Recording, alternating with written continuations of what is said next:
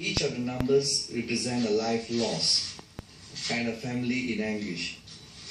After this press conference, Malaysian Airlines will release the full passengers manifest. Malaysia mourns the loss of all 298 passengers and crew. We feel for their families and we promise to do all we can to ensure that the investigation is completed and justice is done. On the investigation, Malaysia is deeply concerned that the crash site has not been properly secured. The integrity of the site has been compromised, and there are indications that vital evidence has not been preserved in place. Interfering with the scene of the crash risks undermining the investigation itself. Any action that prevents us from learning the truth about what happened to MH17 cannot be tolerated. Failure to stop such interference would be a betrayal of the lives that we lost. Malaysia calls for all parties to protect the integrity of the crash site and to allow the investigation to proceed. We urge all those involved to respect the families and the nations who have lost their sons and daughters in this attack. Yes, MH17 has become a geopolitical issue, but we must not forget that it is a human tragedy. Since the plane went down, the remains of 298 people lie uncovered. Citizens of 11 nations, none of whom are involved in the conflicts in eastern Ukraine, cannot be laid to rest. Their lives were taken by violence. Now violence stopped them being accorded their final respect. This cannot continue.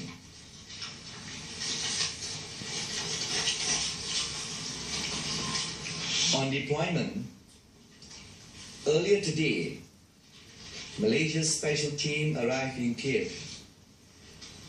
We asked for continued support from the Ukraine government and the other parties involved, as the team seeks to assist the Ukrainian authorities in recovering and identifying the remains of the passengers and the crew, and with their wider investigation.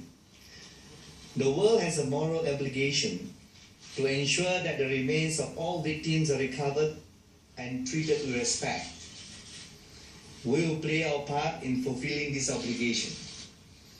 That is why, later today, I will join the Malaysian team in Kiev, where I will work with my counterpart in the Ukraine government to support efforts to retrieve the remains and to assist with the investigation.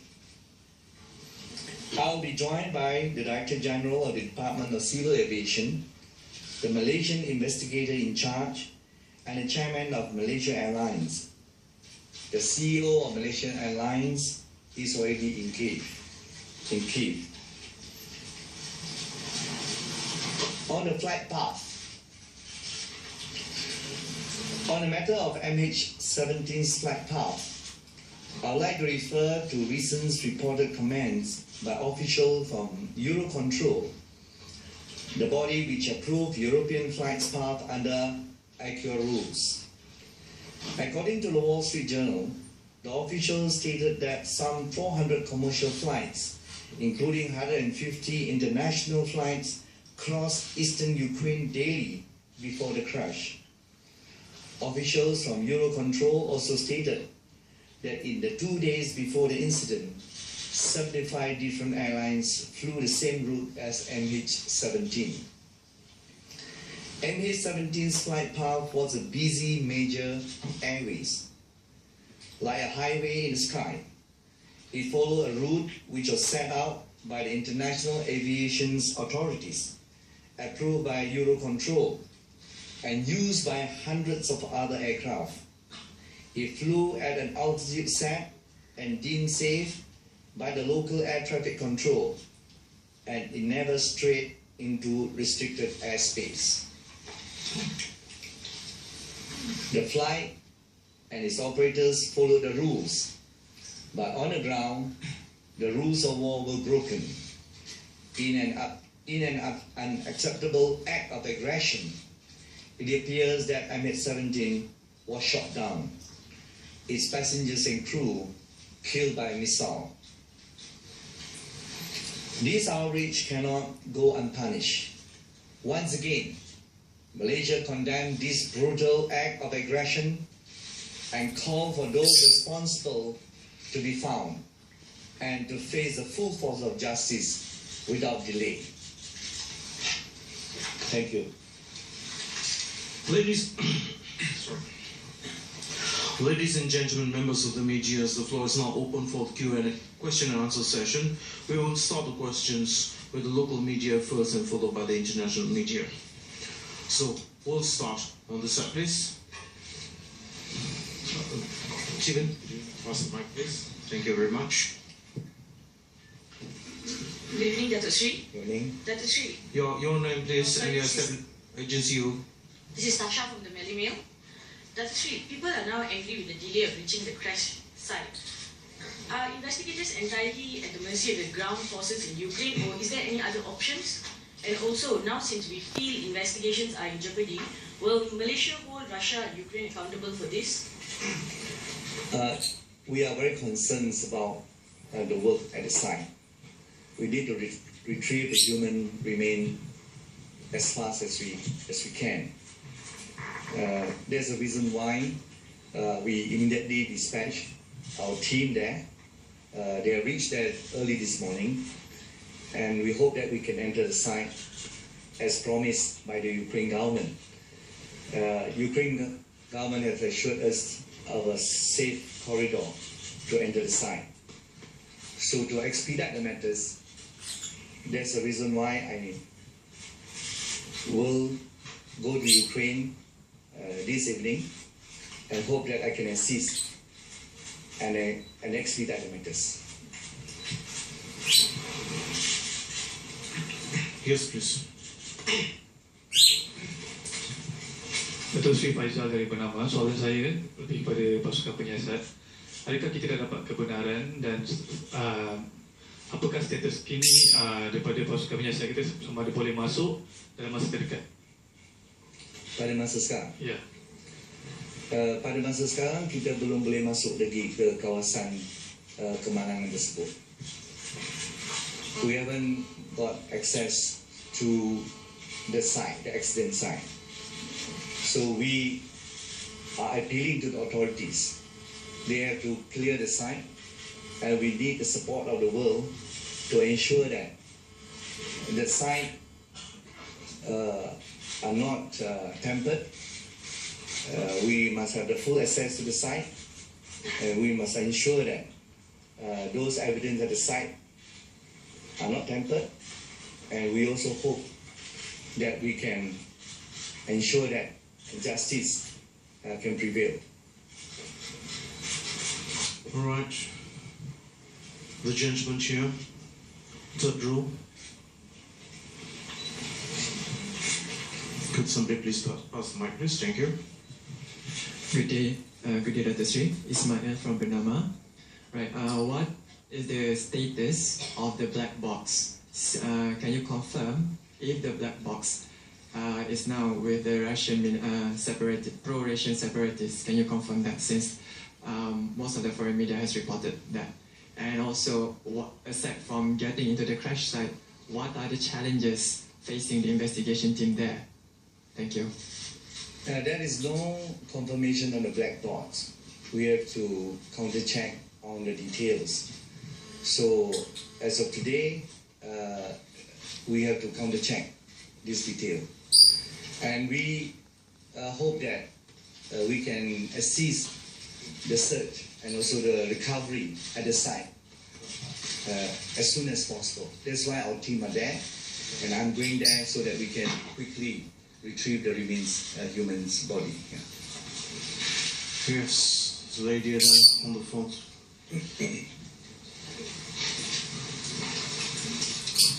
Please could somebody pass the mic over to her, please? Thank you very much. Datuk Sri Vardhani from The Sun. Malaysia Airlines has released a statement saying that MH17 filed a flight plan to request to fly at 35,000 feet through the airspace, but this wasn't allowed. Do we know why it was not allowed? And my second question is, OSC was prevented to enter, so what will Malaysia do if we are continued to be prevented from entering the site?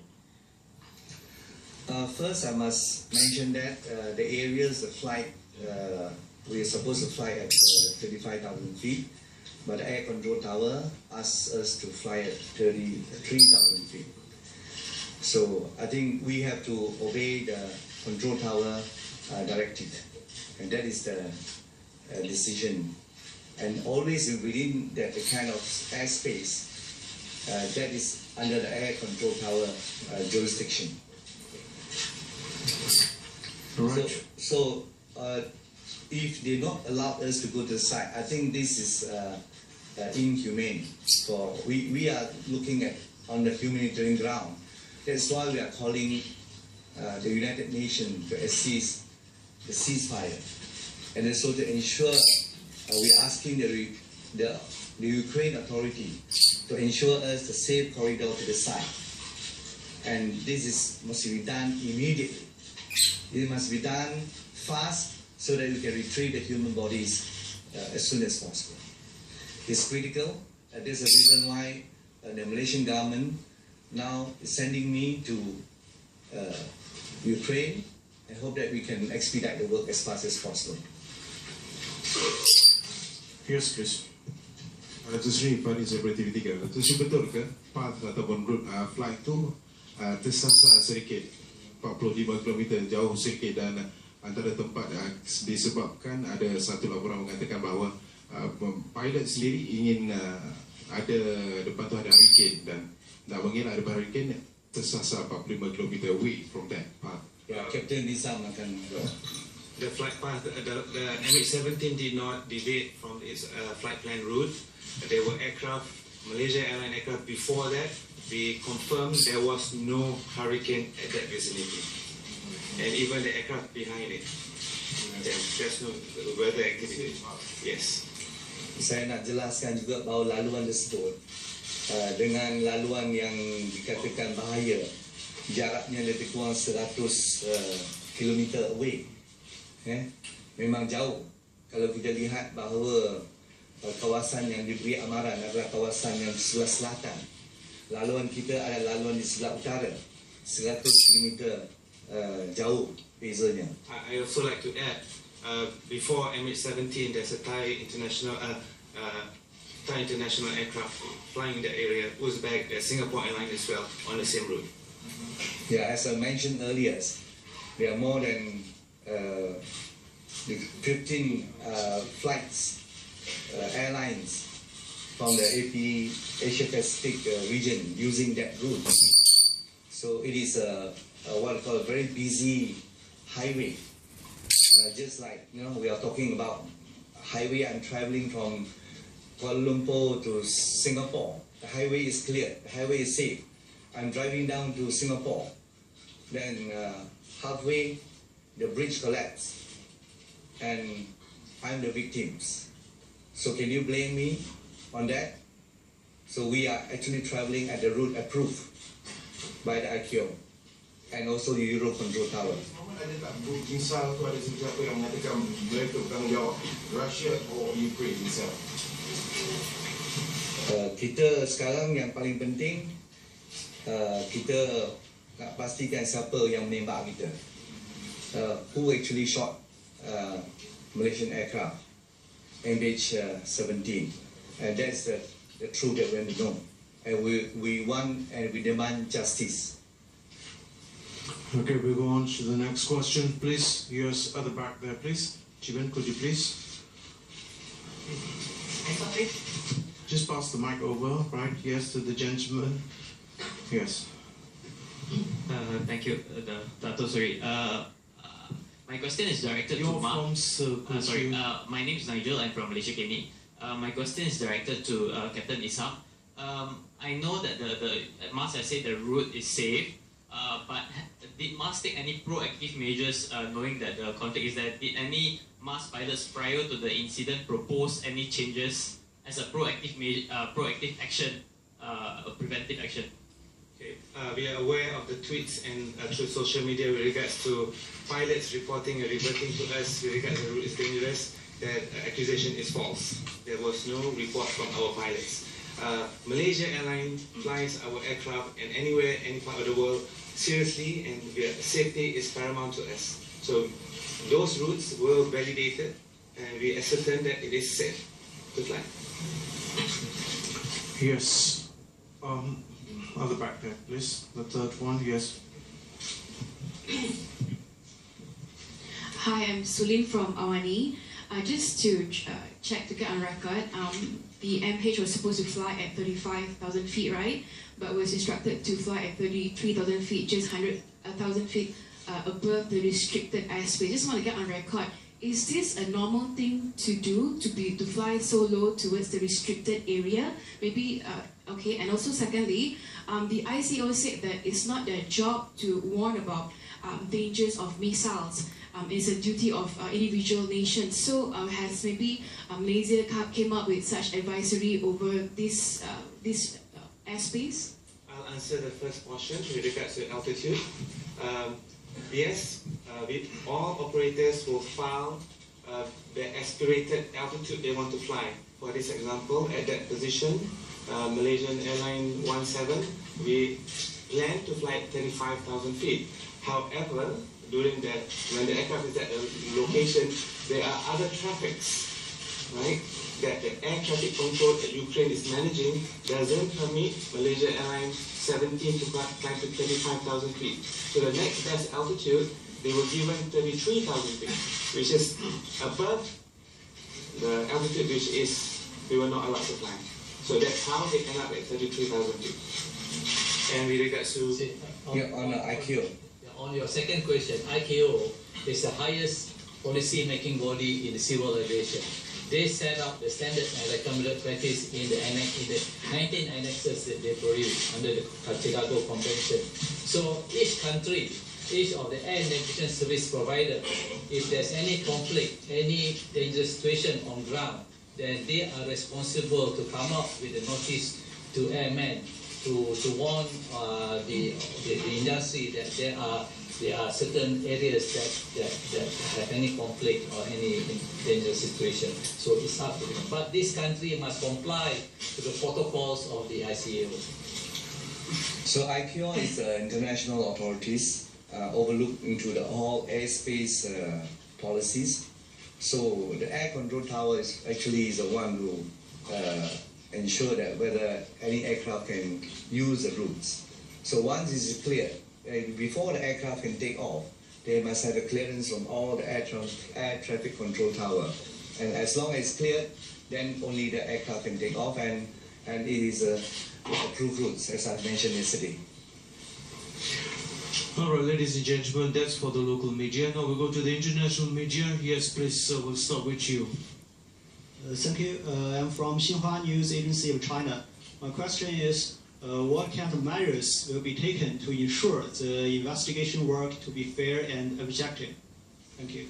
We are asked for an independent investigation team, and we actually we are invited by the Ukraine authority to send in the accredited experts, and we have sent in 2 persons to help in the investigation. So we hope that the investigation into this tragedy can complete as soon as possible. Yes, please, the gentleman behind there, here. Minister Siva from Reuters. Just to follow up on the ICAO question, I understand what is being said here, but several other airlines from other countries diverted out of their own will. They said that they will not fly over this particular route or this particular area, Korean Air, for example, Qantas, and others. So my question is, did Malaysia come up with anything that would warn its airlines not to do it? Did Malaysia Airlines come up with anything that would give them any warning? Are you planning to set up anything that would give you early warning that would allow you to not fly over any area that's not secure? Because in this instance, while you say that some airlines did fly, others avoided it because there are security people said that that's not safe.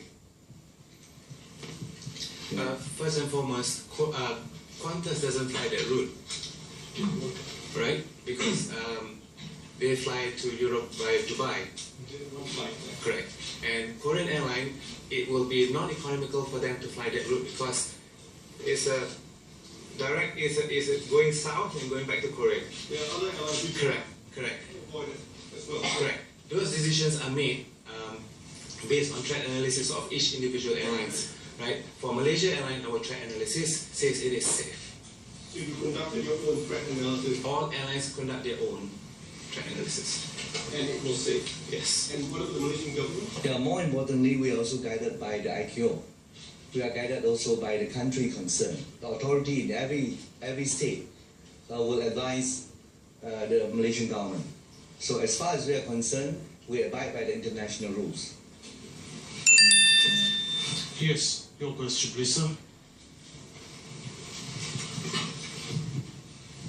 John Sparks, Channel 4 News. If you were guided by your own threat analysis on that route, then did you make a mistake allowing MH17 to fly over eastern Ukraine?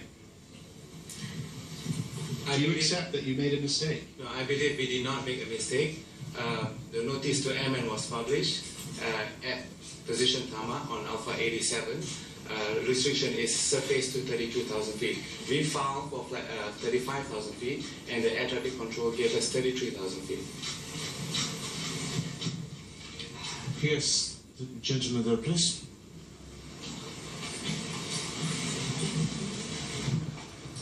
Thank you. Mark Stone from Sky News. We understand that your Prime Minister has spoken to the Russian President Vladimir Putin. Can you give us a sense of how that call went, any of the content of that call? And can you also convey, if you can, the mood of the Malaysian people as you come to terms with another catastrophe so soon after MH17? Yeah, Malaysian Prime Minister Dr. Sri Muhammad Najib take a proactive action to ensure that we can recover the human bodies as soon as possible. This is a tragedy for us, and we are taking a lot of actions to ensure that we can recover the human remains. So, my Prime Ministers have contacted many leaders over these 2 days, including Ukraine Prime President, and as I said, Mr. Putin. And most important, in the conversation, we have emphasized that we are appealing to the world to ensure that we have a safe path to enter the accident site. We wanted to retrieve the human remains as soon as possible. It's very critical, it must be done immediately. So, the clear passage for our people, our team to move in. And there's a reason why. And my Prime Minister also called Mr. Ban Ki-moon, we called David Cameron, called many world leaders to give the assistance so that we can actually have a clear path, a safe site to enter the accident zone. The world's eyes appear to be on Russia and on Vladimir Putin. Did you get the assurance, did your Prime Minister get that assurance from Vladimir Putin that access to the site and the help of the Russian government will be given? They are trying their level best to assist Malaysia to ensure that we have a safe site. All right, we'll go on to next, please, right in front here. So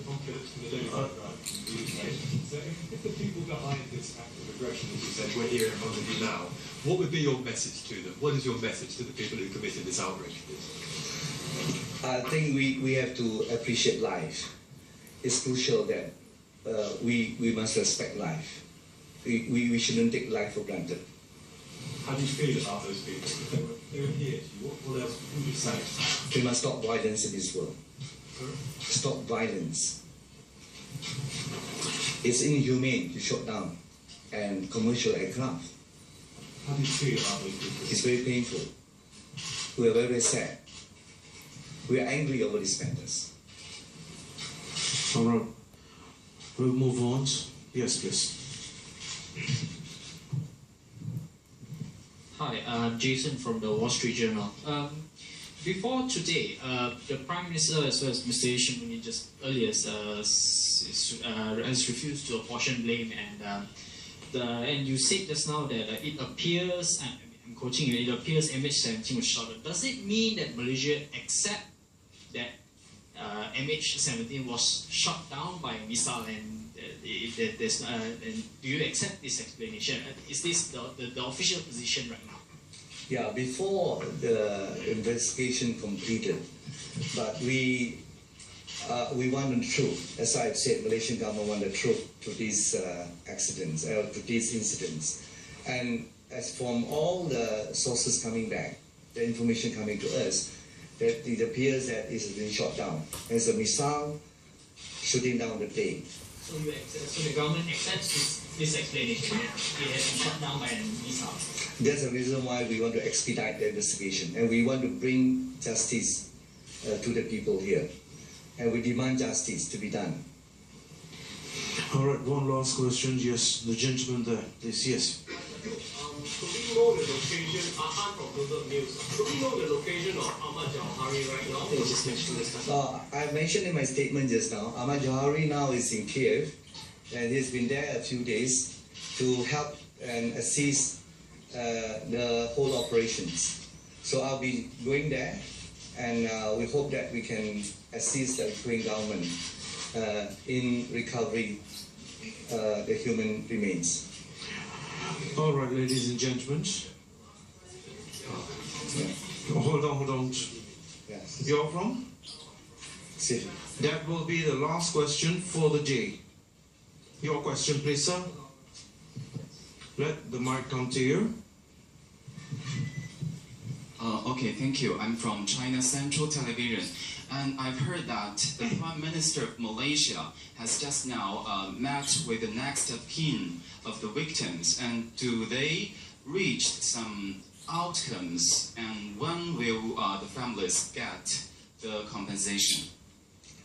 Yeah, we are sad over this incident, and the Prime Minister's visited the next of kin and give assurance to the next of kin that Malaysian government will give all the assistance possible. There's a lot of requests from the next of kin that we hope they can retrieve the human bodies as soon as possible. We need to recover the human remains from Ukraine. So that's the reason why we are doing our level best now to go to Ukraine and expedite the matters. Okay, ladies and gentlemen, that's the session for today. Thank you very much.